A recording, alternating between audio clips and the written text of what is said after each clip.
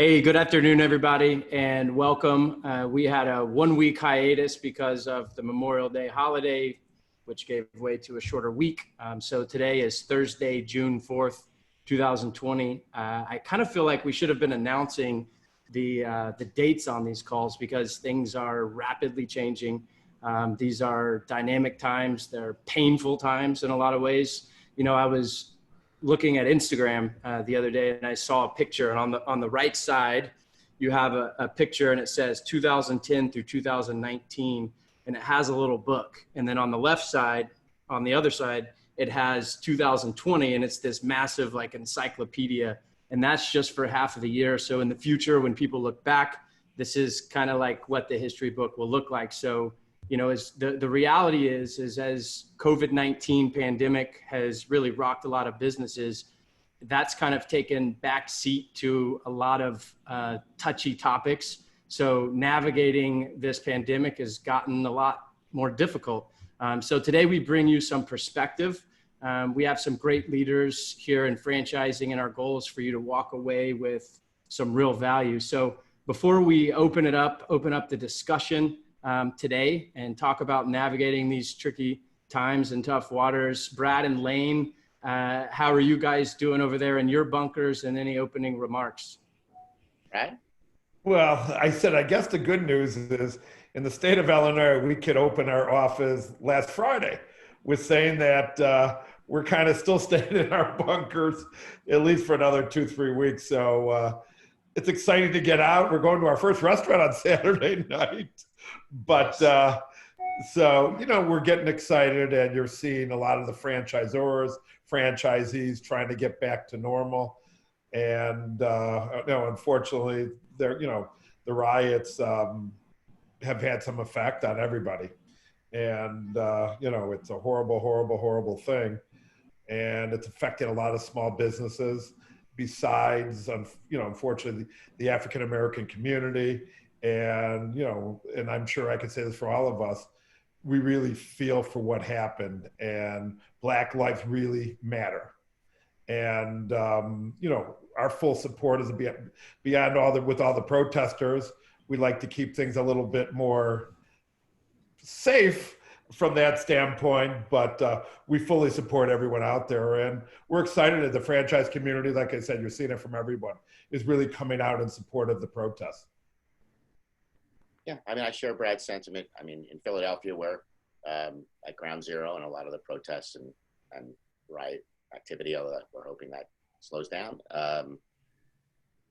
Very sympathetic to folks and to what the plight of small business in Philadelphia. It's the effects have been dramatic, but we are trying to keep it a little on the lighter side. And so I guess without further ado, Rye, I'm going to turn it back to you.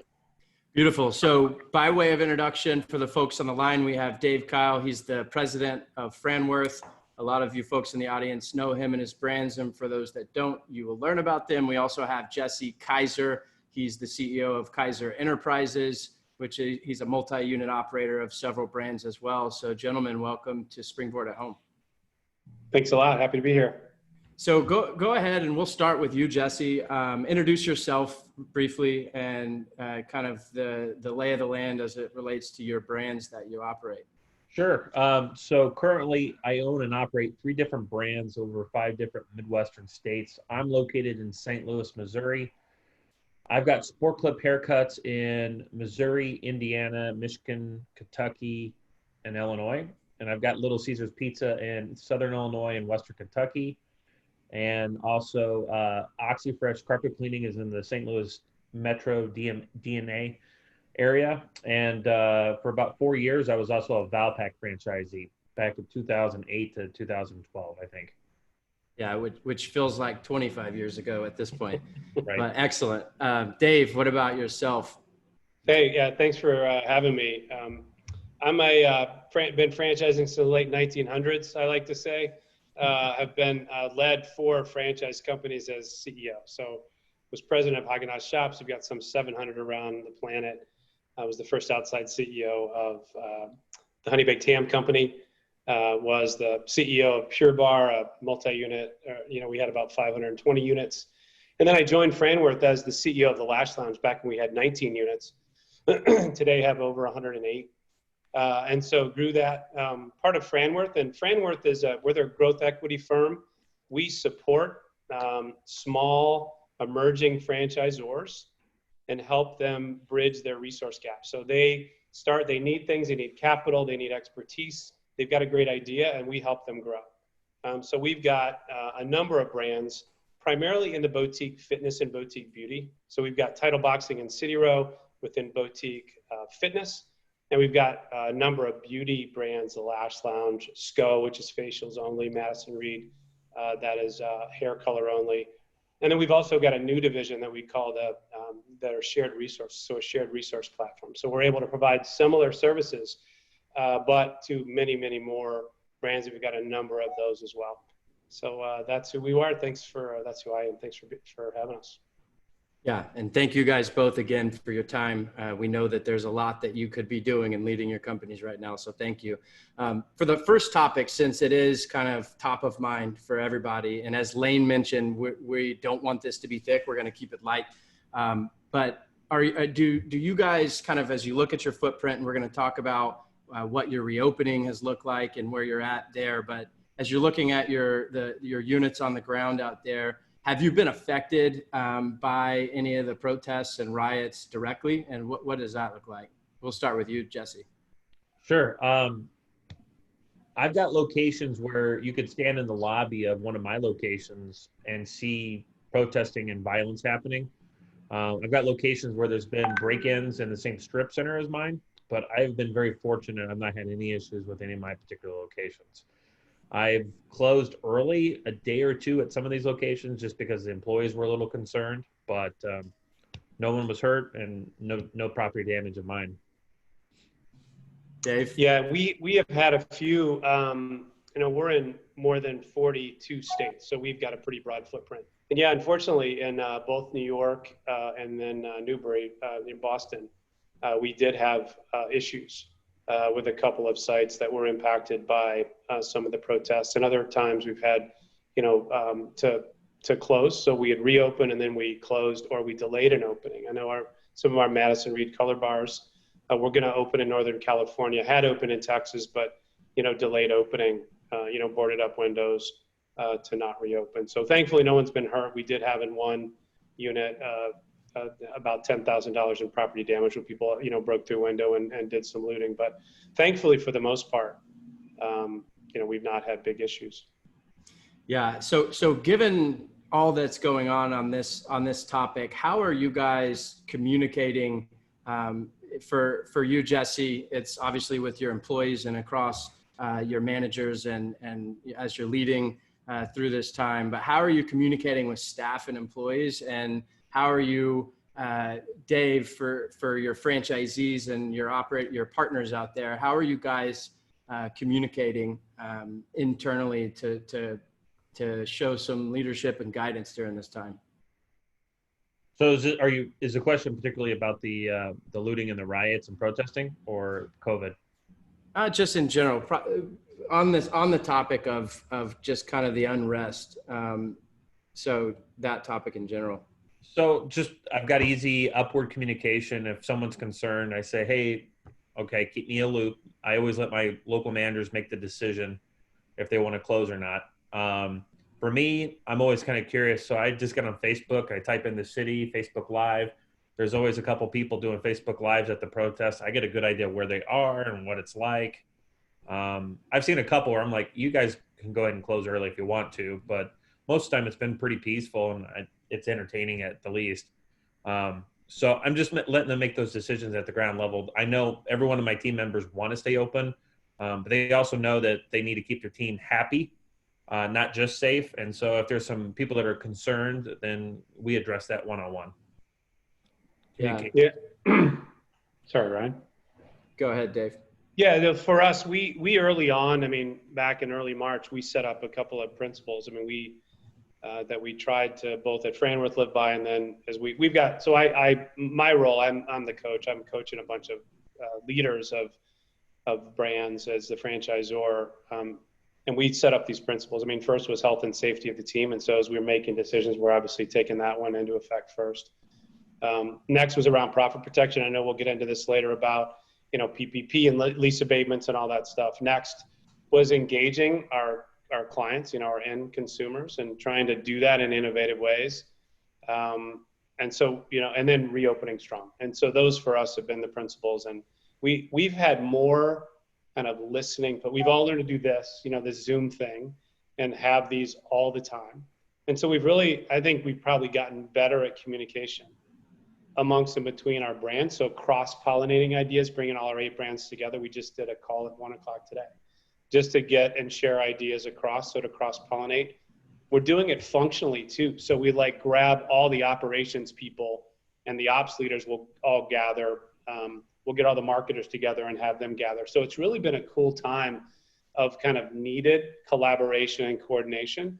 And that's been super helpful. And then now when you face an issue like, what's going on now with the protests, you get more nimble.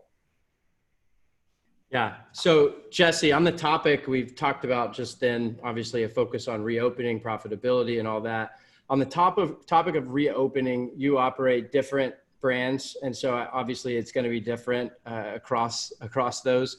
But what are you seeing out there as it relates to opening, and what is some of the kind of data showing across your businesses that you're seeing? Well, 2 of the 3 brands I've got were never required to close. They were considered essential, the carpet cleaning and the restaurants. Some of my restaurants locations really spiked up, and this was a good time because they had a drive-through. Others slowed down a little bit. The carpet cleaning is doing great now, but it did the first week or 2 that everyone was really scared and all the states started shutting down. That really slowed down a little bit and then started tricking its way back up. The salons, I was forced closed. There was nothing I could do about that. I had to furlough all my employees on that side of the company other than my area managers. I decided to keep them on payroll because I knew it was just going to be essential to keep them engaged with the people that were furloughed. And if I wanted to open these stores up back to the way they were when I closed them.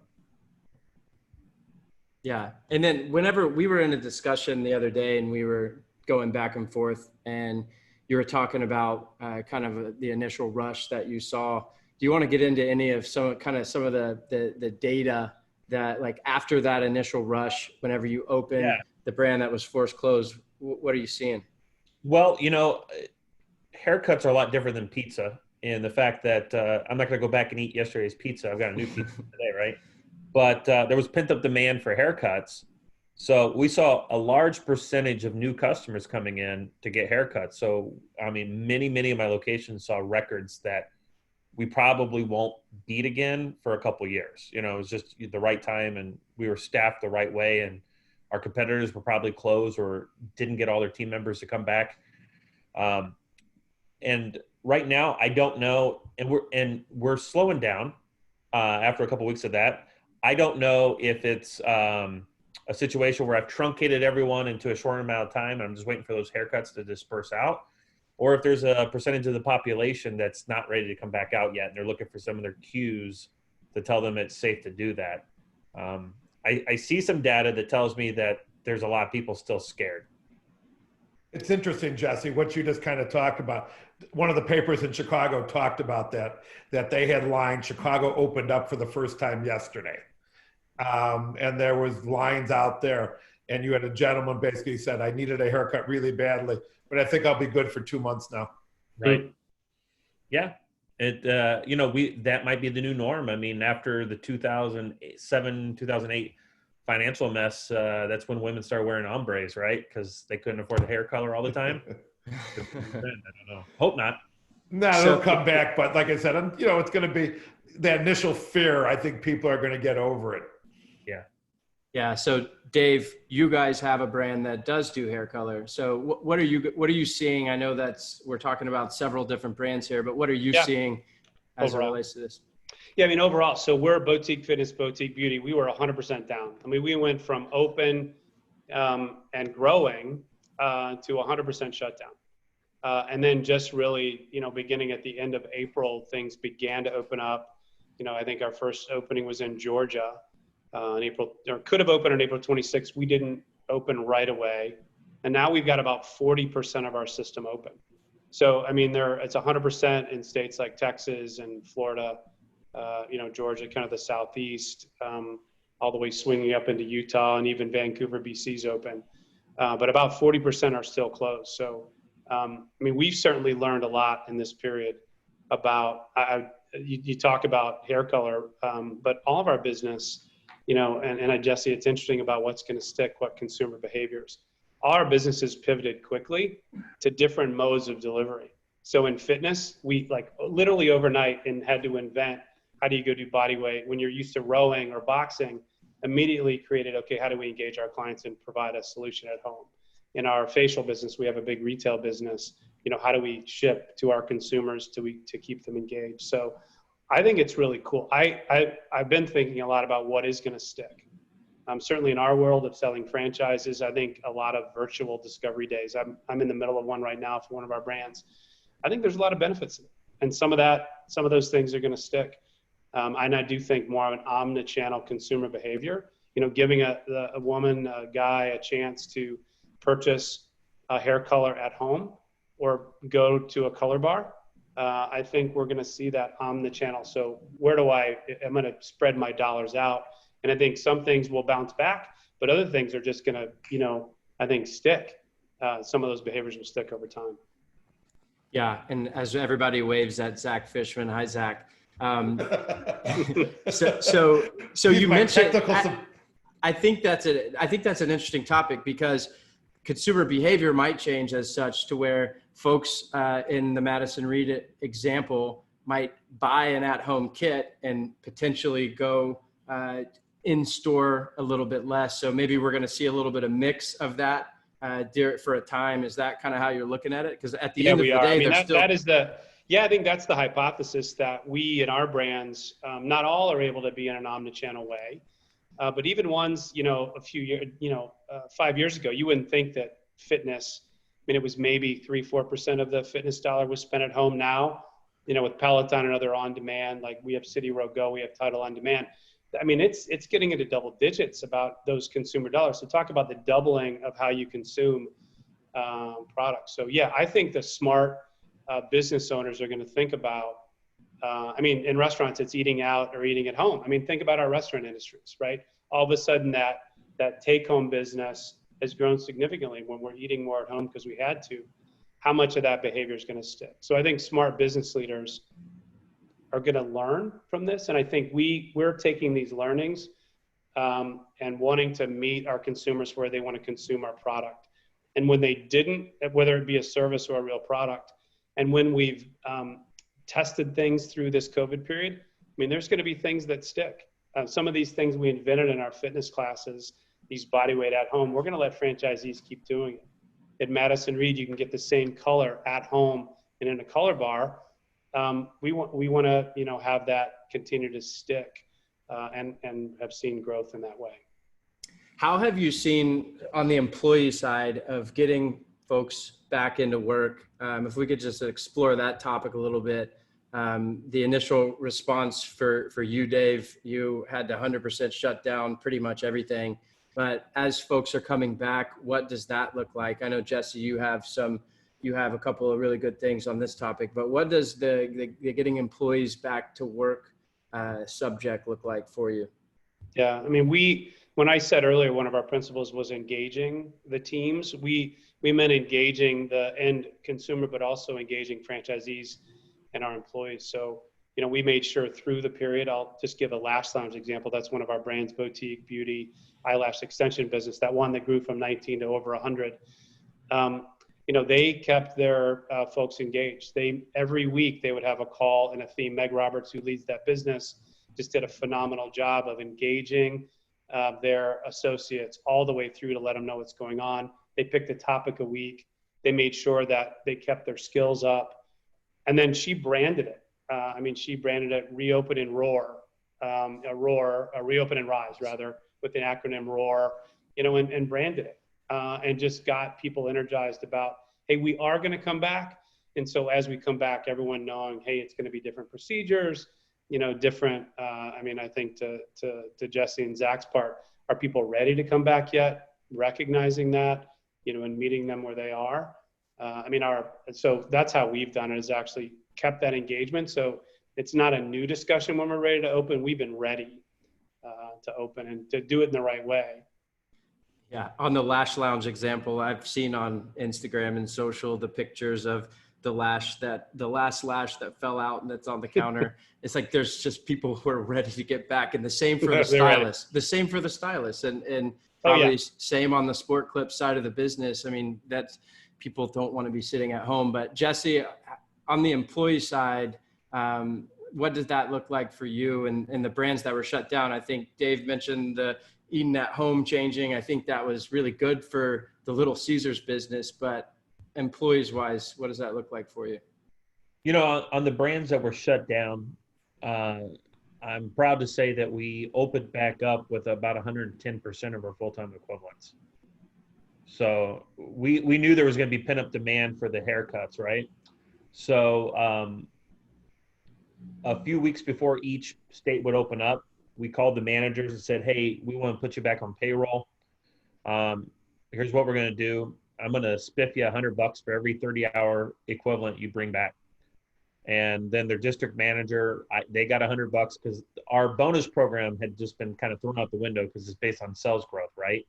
So we're shut down a month or 2 months of this quarter. There's no way they're going to beat last quarter or last year's quarter. So I said, let's just get rid of that. This will be your new bonus. So just staff the hell out of your stores. And it was $100. Now, people were like, why didn't you just give it to the employee? I was deathly afraid that saying, hey, I'm going to give you $100 bonus to come back the first week that we open as an interpretation of that's what you value my life at, right? Yeah. So I thought, well, and $100 is $100, but when you start adding 10, 15, 20 employees per location, that's a sizable bonus for the store manager, and that's a heck of a bonus for the district manager, right? Because they oversee multiple locations. So we had them working on that. I actively was doing recruitment, and then probably the one of the smartest, so we hired new people, okay? Did we lose a couple of people? We did. We had some people that the timing wasn't right. They weren't a good fit for us, so this was a great way just to keep each other parted away. And then we had some people that were scared or decided they wanted to be stay-at-home moms or found a new career and they just wanted to stop cutting hair. But we hired that many new people, and we went back and we just said, who were great team members a year ago, 2 years, 3 years, even 5 years ago that have moved on and done something else, but we still have a good relationship with them. We don't talk to them all the time, but they left on good terms. Why don't we call our Hall of Famers and see if they want to come back for just 30 days and see what it's like again? I mean, it's going to be busy. The tips are going to be huge. So we got a lot of former employees that were doing something else and they were shut down, whatever they were. And they're like, yeah, no, I'd like to come back. So we've been open a month, and a lot of those Hall of Famers are still on the payroll with us, still working. They're like, I missed this. I don't know why I ever left.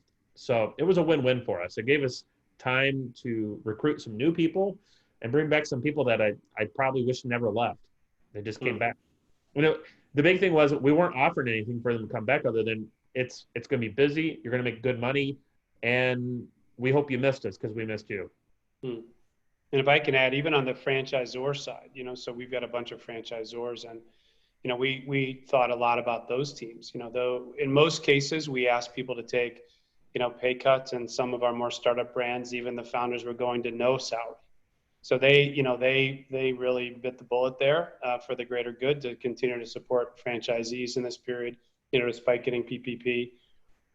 We started doing, meetings even daily. So we would even have daily all hands calls. All the franchisees jump on a call, talk about what was going on. Because if you guys remember back in March, every day was different. We had different information coming in every day about what's going to close, what's going on. And so we had daily calls. Many of the franchisees had daily communications. But what's been cool about this is that much collaboration and togetherness, so many new ideas came out of that. That's what's warmed my heart about this, is despite this, this period that we're in of COVID, and now the horrible George Floyd issue and the protests that, are trying to affect change. So much good is coming from our business perspective in terms of innovations. I mean, those innovations about, how do you go serve your clients differently? And we even created a new division within Franworth in the middle of all this. We're like, how do we it was back burner stuff. We advanced it, and we have a new division that's this shared resource platform that we're using, and have grabbed 3 new clients in this period from a brand new business. I mean, who knew that was going to happen? Is this, I think I saw a press release, is that your professional services division? Is that what that is? Yeah, it is, Ryan. Yeah. So it's doing the same type of Franworth services, but leveraging our infrastructure and just providing executive counsel. People can come in and leverage our purchasing power, like some of our franchisees, and then have some access to we have 450 years of franchise and functional experts, so they can access some of that with a set of tools. So we had a bunch of people dive in and want to do that. And Mike Skitsky, who leads that team, has got a full pipeline of people that want to join.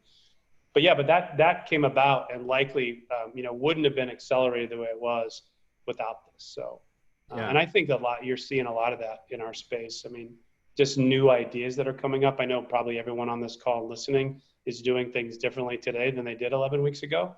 And I think that's what my encouragement to you would be, to lean into that a little bit. Yeah, we're seeing a year worth of time, 2 years of projects compressed in weeks and months. And it's inspiring, and it's driving innovation. And Jesse, I think your point on this employee topic that we were on, your points for the bonus system and structure, how you did that. And then with the recruitment and going back to former Hall of Famers, I think that was really good I think a lot of people in the audience were taking some notes on that. So thank you both for sharing that. One of the other probably one of the hot topics today as it relates to relevancy of new news or new announcements is we just had a big win on Capitol Hill with the PPP, the flexibility around that. So how does that, obviously it's helping a ton, but how has that changed things for you guys, and how you're going about the money, the cash flow side of things, and payroll and all the rest? We'll start with you, Jesse. Sure. Well, the truth of the matter was a couple things. Number one, our rent to labor ratio is really sweet with regards to the PPP. So we had already figured out before the extension what we really needed to spend just to get rent forgiveness. And we weren't really intending on spending all of it. We were going to just chuck it back at them. We didn't like the strings attached to it. But with the change now, and most of my salons open and just booming right now, I'm shopping for a new brand. I mean, I've got some excess money there. The truth of the matter was, when the state shut down one of my particular brands, it just made more sense for the employee, it made more sense for me to furlough them than to pay them the PPP, because the extra $600 was giving them some great added spending money that they weren't earning with me. So we were just ready to give it back, to be honest with you. And I think our chat should be exploding right now with franchisors saying, "Hey Jesse, give me a call."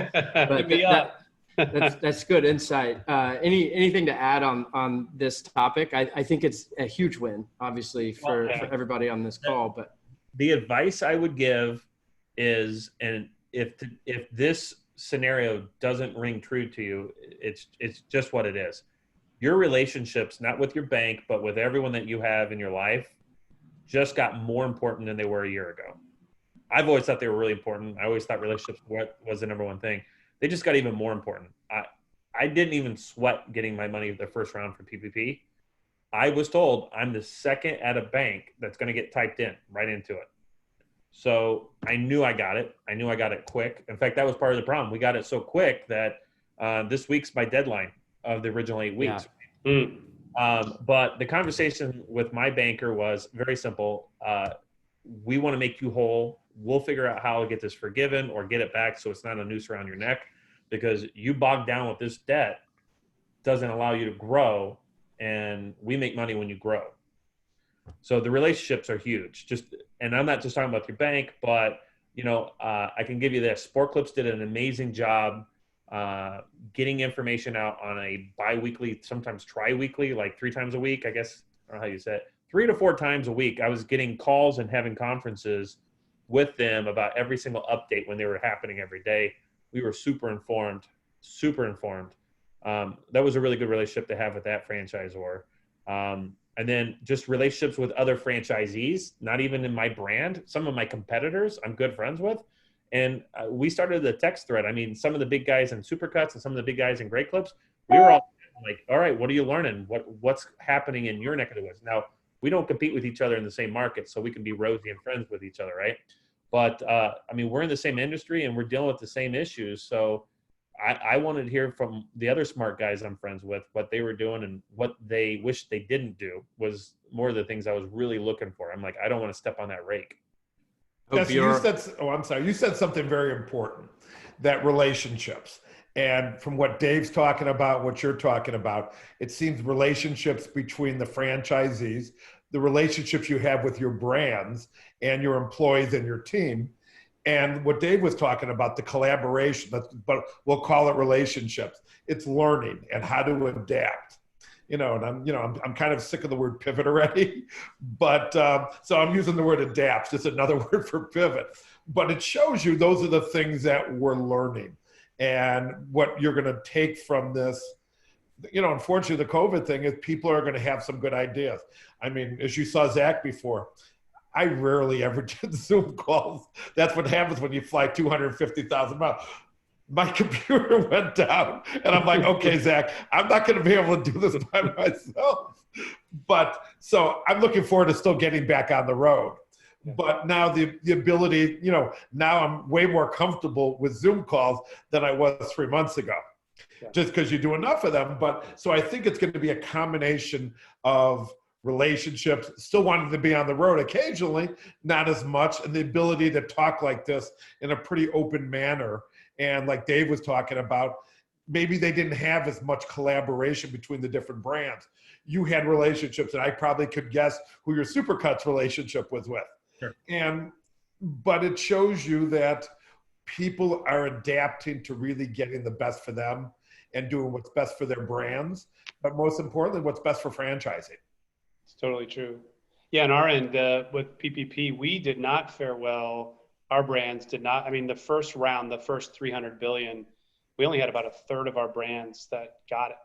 Today, I'm happy to say we're at 89% of our brands that have PPP money, or our units, individual units. And that came from that, you don't want to use pivot, Zach, but that adaption, it pivoted quickly, and we're the same, just, feeding information. I mean, what we're guiding franchisees and unit owners to do now is, as people know, just yesterday it got, the new thing got passed, extending the forgiveness window from 8 to 24 weeks to, you can rehire by December 31st, the from 75 to 60% paid on payroll. And so we've been coaching people, let's just track it. Man, you got to track your data, create your own, just create a new checking account and pay everything out of there, but really track it. Because I think we were coaching that liquidity is king in this period, right? You got to have liquidity. And we were just coaching people, go get the money. The government will do the right thing. Again, with IFAs and, franchising self, David Barr, one of our founding members, has been at the forefront of this, of just, helping work on this stuff, get it from 75 to 60% on, the repayment on going toward payroll. So, I think it's important, the communication, and just getting liquidity. You can always give it back later, but obviously cash is king in a period of uncertainty like this. Jesse, did you get any, did you get leeway? Did you get help from the landlords? Any cooperation with landlords in the Sport Clips and Little Caesars environments? As far as just outright free rent, I didn't get a whole lot of that. I've had some renewals come up, and I've renegotiated those arms. They're pretty sweet for me right now.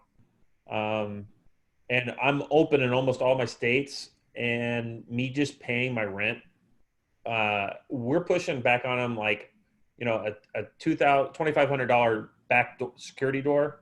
We're like, our lease says we're responsible for it, right? We just sent it to us like, we want to do 50-50 with you. And the landlord's like, okay, you paid your rent. So I didn't get a whole lot of free rent. I got rent pushed back. I got rent, pay this and we'll give you this kind of deals. I didn't get too many great deals. And I don't know if we were really pushing too hard on getting those. When we knew there was PPP money, I guess knowing that I had a way to pay them. I didn't feel, my philosophy was I've got the money to pay them. I don't need to make them hurt too. So that was the karma I was going for. And so what I'm getting at is that I'm already seeing benefits from paying my rent once I got the PPP money. Like I said, I'm getting landlords covering things. I'm negotiating ARMs at a much cheaper renewal rate than the lease says they are. And I'm not dumb. I understand the environment's changed and they're thankful that I'm in the market, but I sleep well at night and I feel like I've got a better relationship with all my landlords because of that. And we'll ask you, Dave, the same question in a second, but I wanted Jesse to touch on, you also have a home services company. You have the OxyFresh brand. Yep. Just quick thumbnail on what that business was like. I'm sure that things were relatively slow early on. You're running different businesses in different areas. You have the Little Caesars, you have the Sport Clips, which was completely shut down. What did that business look like? What are you seeing now? Were people reluctant? Yeah, we went from very near, all the brands. What was really interesting was if you went 2 or 3 weeks prior to the whole COVID hysteria, we were putting up holiday numbers in all of our brands. Like, everyone gets their carpet cleaned during Thanksgiving and Christmas time because they got members over. Everyone's getting a haircut during that time because they got Christmas pictures. People are busy shopping, so they don't have time to cook, so they go get a pizza. We were seeing holiday numbers in all of our brands, and then it went down. And for the carpet cleaning, it dropped dramatically. We never closed, but it dropped. And it's been a slow but steady climb back up. And I can tell you this week, we're doing pre-COVID numbers already for the carpet cleaning. Very nice. We're right back up to it. Now, I may have had a lot of competitors fall out. I can tell you we're spending a heck of a lot less money on advertising too, because we killed everything. We were building a war chest and keeping our powder very dry. So we're just like, whatever. I'm like, we'll get whatever business we get, it'll be from organic Google searches and prior customers. We're just going to weather this one. And then we started turning on a little bit of this marketing, a little bit here, a little bit there. And because we're not just blowing out all this money that we normally do for marketing, we're really getting to identify what's working and we're getting a better ROI. So not only are our sales up, but my profitability is way up too now. Yeah. Dave, I completely just blanked on what the last question that I asked. No, I got it. Jesse, That's fine. That's why we're all a team. So we went off and grabbed rent abatements or delays for about 70% of our group. And we were doing the same thing, coaching in with this cash is king mantra. We asked for everything to go away, like stop the internet, stop the music service, furlough your team, go talk to your landlord. We provide franchisor letters to the landlords, imploring them to give deferrals or full abatements, and had, pretty good success with that. And I would agree with you, Jesse. I think back to your relationship perspective, having that conversation rather than just not paying, right? But actually just saying, hey man, I'm down. I got zero revenue coming in. I want to be here when it's over. I'm applying for PPP, but I don't have it yet. Just creating that conversation we found was really what made the difference. Really engaging your landlord, talking to your clients, talking to all that. So I think that was ours was just cut everything you can. And now our reopening plans are, okay, when do you go retrain the team? When do you onboard them? When do you turn the music service, the internet? And when do you turn the water back on? So back on this topic, I just got a question. Well, I got one thing. Okay. Lane apologizes. They just lost all the power in his house. Oh, no. He's got no power, and he goes, that's where I'm going. So I'm like, okay. Oh, no. Well, we hope he comes back. Dave, I got this question just texted into me. Dave's brands are membership based, or a lot of them are membership based, and I think this might be the case. You were charging dues but now Z's have PPP that's been extended.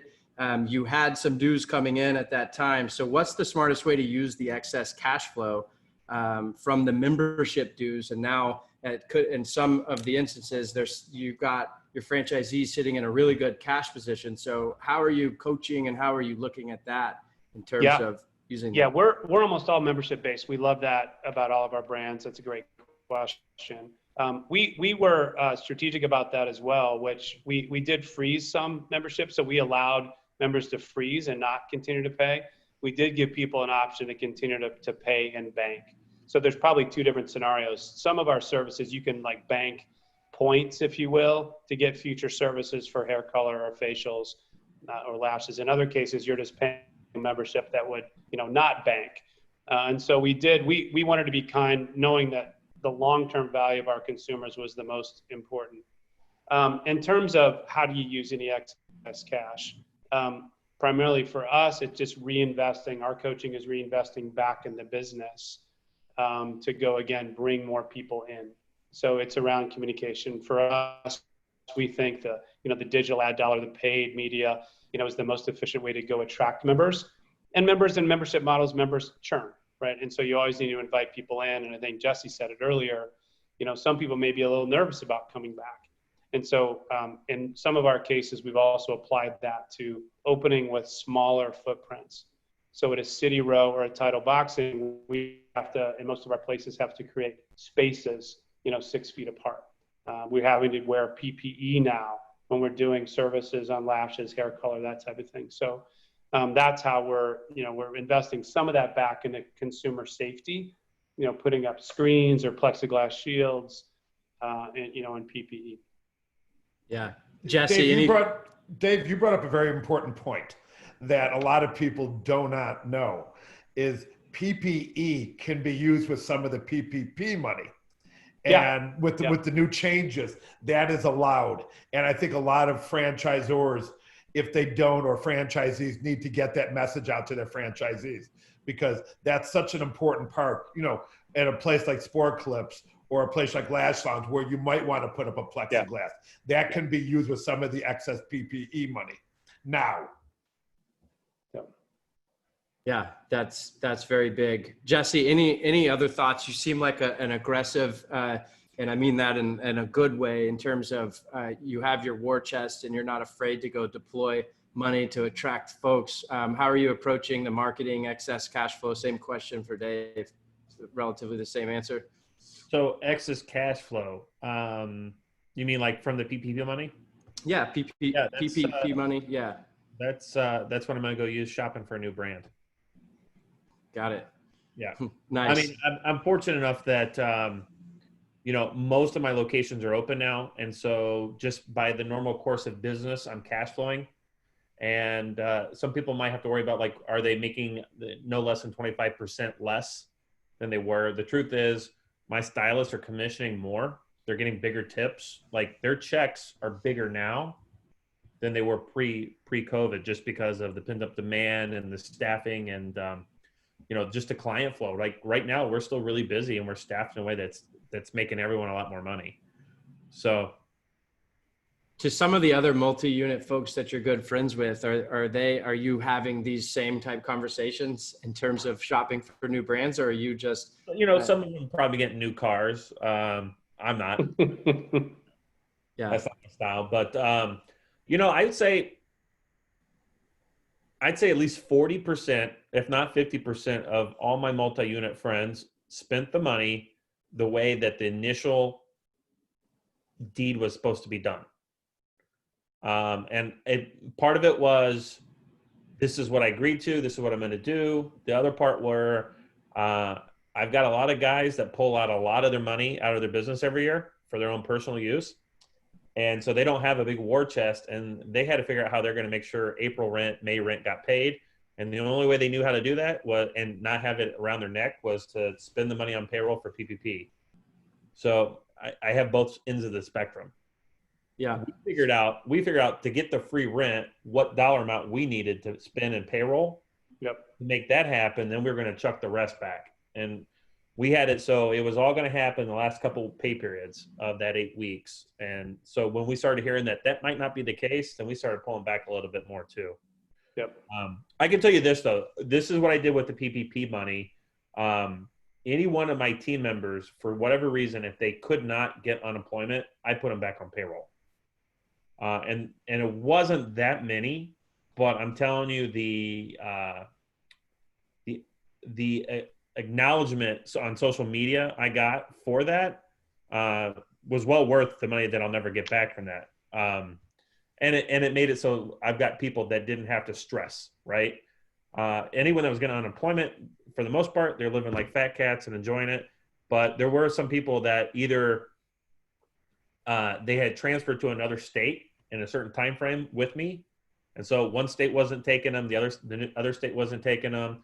I had people that had joined my team, but weren't with me long enough to qualify for it.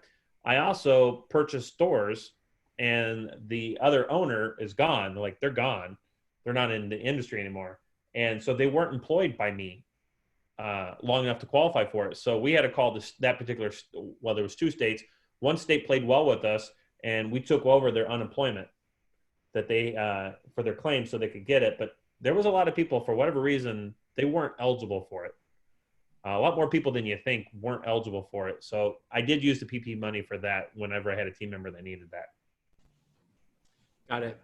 Do either of you want to just quickly give your thoughts on some of the new norms? I think on a chat we were talking earlier this week, Jesse, you were talking about the obvious fact that maybe seniors will be coming out a lot less. It's extremely obvious, but how are you looking at new norms and across your businesses?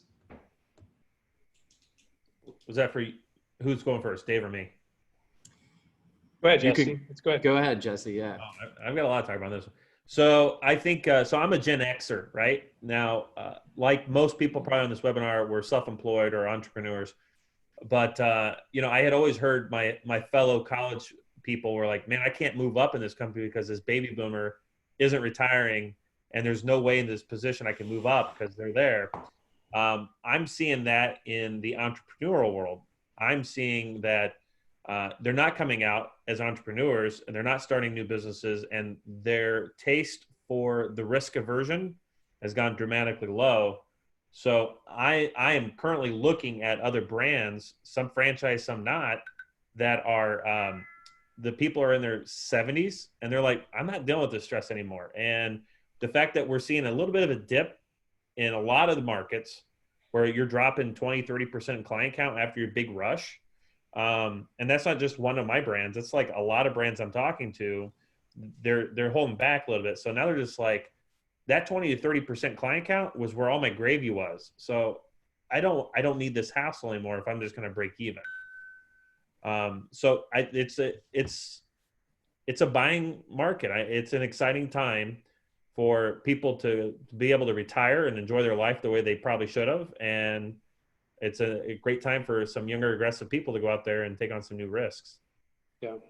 I mean, we've seen, I mentioned before, I'm in the middle of a virtual discovery day right now. I mean, I'm between sessions and I've been pleasantly surprised. I mean, I thought we would see some scarcity there, to be honest, about demand for people wanting to invest and buy a franchise. And we're seeing the opposite. Now we'll see at the end when the buying period is the capital going to be available, although, you know, the capital markets have bounced back pretty healthily. But we've seen it across our businesses about people, you know, leaning in and the last few, I mean, the candidates that are coming to us in these virtual discovery days are pretty incredible. So that is an indicator. We're pretty early. I mean, Jesse's kind of seen the spike and maybe a flattening. We're just so early that we're just seeing the pent up demand for our services. People are anxious to go work out. They're anxious to go get their personal care taken care of. So we're just now seeing maybe it's a honeymoon. So we haven't seen the data yet about the longitudinal impacts of this. But back to my point, I think we're pivoting our businesses, adapting our businesses to, you know, adjust to more this omni-channel so we can engage with people wherever. We at Franworth, though, too, I mean, we really use this period again over the last 11 weeks to go accelerate some stuff. We created a nonprofit arm of our company called Franchise for Good. And, you know, we partnered with a company called Colorado Home Building Academy. who are all about creating trade jobs. So it's not a classic franchise, but it is a company that wants to scale. And so we partner with them. They're a Berkshire Hathaway company. The CEO, Pat Hamill, works directly for Warren Buffett. He had this need to go scale and go create these trade jobs. We have this business model over here that's all about scaling and hasn't really ever been applied to nonprofits in a massive way. So we create this, one of Franworth brands, we're a 501c3 franchise for good. We're partnering with them to go help trade jobs. I mean, that's the type of cool innovation that I think, I'm beginning to see it just from my vantage point, and I'm seeing a tiny bit of it. I think, entrepreneurs in periods like this of uncertainty are the ones like leaning in and putting the foot on the gas. So, I mean, guys like Jesse, you heard him, like, he's like, how can I deploy this capital? We're seeing the same thing on the franchisor and even the meta franchisor or the Franworth level. So hopefully we're a microcosm of what's happening and, is going to keep this economy rolling for a while. So Ryan, think about this. We just printed an awful lot of money, right? So if we don't expect inflation to hit us pretty soon, we're being silly about it. So savers are losers. If you're holding on to your cash, you're losing the value of it every day you're holding on to it. So I'm buying cash flowing assets. And, if I were stuck in a role of selling franchises, I'm selling a cash flowing asset. This is probably going to be a really good time for franchise sales, just because, putting your money in the market or putting your money in a bank account or a CD or whatever, it's going to lose its power. But if you've got something and let's just talk about, I can raise my prices when the market demands it, right? I can't go to a bank and say, give me a better interest rate. So, Thanks. Yeah, Jesse, you said it right on the head, because I was going to tell what I was going to say is we haven't seen a franchise growth opportunity for a lot of franchises. The virtual, as Dave was kind of talking about right now, as far as I said, in a long time. You have, with the stock market appreciating right now, you're going to have people who are unemployed but have capital. And if you're going to let it sit in the marketplace for that long, it's going to go up and down. But right now, with what you said, buying cash flow, buying the opportunity to build wealth is the greatest opportunity I've seen in a long time. Yeah, that is definitely exciting news. And we've seen this historically as well with previous recessions in the economy. Franchising booms back. I think we'll see that for sure. We have 5 minutes left, and I read, Dave, a couple of your articles. I'd be remiss if I didn't give you the opportunity to share a couple of leadership points. One of them was titled, I think, leading through the unknown.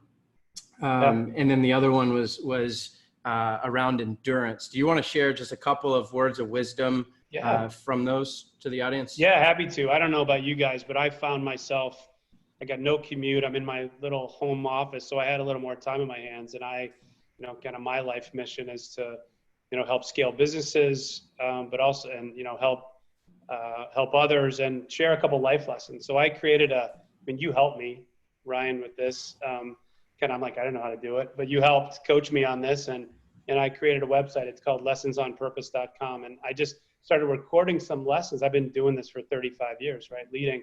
And so I just wanted to share some stuff. And I did put some thoughts on leading in this period of unknown, which we're all in. I mean, we're still in the middle of this. I mean, we only have 40% of our units open. I mean, Jesse's talking about, I don't know if I'm going to see a, 30, 20% decrease in my consumption. So my thought, particularly as a leader, is you got to be visible. You got to be out there. You got to get on the calls. You got to email. Every week or every day, I have the team check in and say, hey, what are they up to? I think you got to be principled. You got to make decisions with the long run in mind. The decisions that Jesse or I make today as business leaders are going to have repercussions later.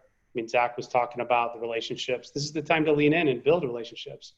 You're probably getting interviews with people you never thought you'd get interviews with, right? Because you ask and people are more open to it. And I've certainly seen that. I think just create, I mentioned before, just like super simple goals is another one that I think is important to do. The rule of three, is always important. And so we try to create simple guidelines and then go back to those. And I think too, this is a period and we just talked about it. I love that last discussion about this is time for creativity. mean, when you're kind of back against the wall, you can either, huddle in, or you can, open your hands and look for opportunities. So, I mean, I think those things, and Jesse espouses all of them, and I know you do too, is, let's lean into this thing and look at this as an opportunity, kind of keep going. I mean, that's another, Winston Churchill's quote about, when you're going through hell, keep going, right? I mean, I'm a big proponent of that too. So happy that people can go look on lessonsonpurpose.com. I got more and would welcome any input. Yeah, lessonsonpurpose.com. Lessonsonpurpose.com. Yep. Thanks. Got it. Jesse, as we are getting near close, any parting words of advice? We have a lot of obviously emerging franchisors on the call, and you guys have both given a lot of incredible insight into different aspects, but any parting words of advice for folks listening in? I would, for the ones that, so really the only thing that's not changed in the PPP is you still got to get your full-time equivalents, right? Yeah. Okay. So I'm only hearing you're not getting your full-time equivalents if you had terrible culture or you're just not a good leader. Those loan payments for that first round of PPP money, you start paying November, December, right? Those payments are on the full amount, not your forgiven amount. The forgiveness is on the back end. So if you don't have a good relationship with your bank and you're having troubles getting them forgiven, those would be some really big payments people are going to have to stomach. And always at the end of the year, it's when people are thinking, do I want to be doing this for another year? So if you're looking for opportunity, I would look at the end of this year for me as a franchisee to be buying existing units. But also as a franchisor, I'd be keeping an eye on my franchisees to make sure that they're whole and that they're planning to go into 2021 with you guys, because if they haven't had a good time getting that forgiven, those would be some pretty crushing payments. So just excellent advice. Yeah. Excellent advice. Brad, any final thoughts or questions as we part? We got about 30 seconds. I'd like to, Dave and Jesse have given you some great ideas.